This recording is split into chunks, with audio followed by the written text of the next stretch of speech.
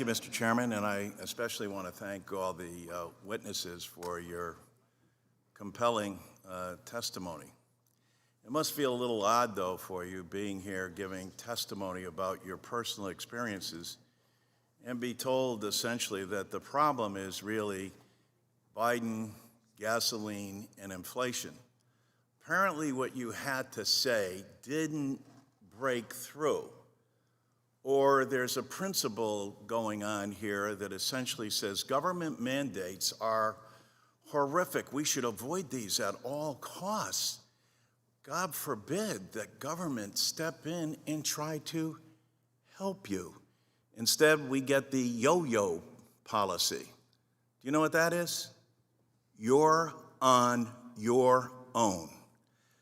What I heard today is a number of you giving compelling, real life situations that require action, that require government doing something to assist the people we're sworn to serve.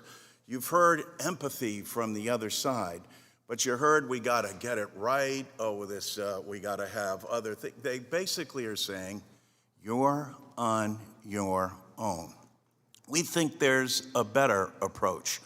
Rugged individualism may be a great value and something that you can attribute to something that everybody likes to share and have that participation, but through no fault of your own, you find yourself with a global pandemic and also with the concerns about inflation caused by a global war and shutting down oil supplies.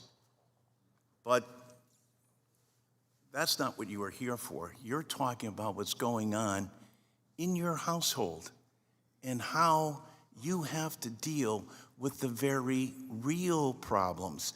That's what you have control over, and you're asking your government for help. Thank you for your testimony. And Ms. Phelps, I want to ask you if you would elaborate, if you could, on your experience.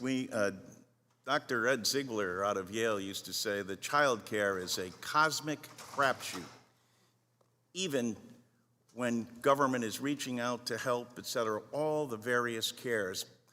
You have a very compelling story.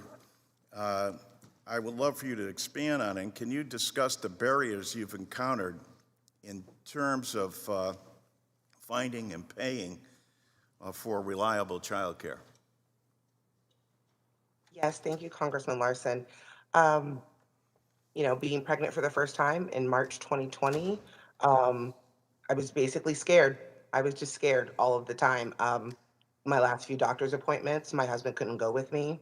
So the idea of having any sort of childcare was something that I didn't think about right away. I didn't want to think about. There was no way any place felt safe enough to put my daughter so that I would be able to focus on going back to work. Not that I was able to go back to my current place at the time anyway, but the wait lists and the cost and the figuring out if a place is well suited for us is something that takes time and energy and education, and not everyone has the resources to do that. I'm lucky that I do, but it doesn't take away the problem. It makes the problem a little bit easier for me than other people, but it's still a constant problem. Like I said, she's almost 2 now, and I would like to put her in daycare for her benefit and for ours, but it's not something that's easy to do, whether it was a faith-based place or not, whether the hours were 9 to 5 or not.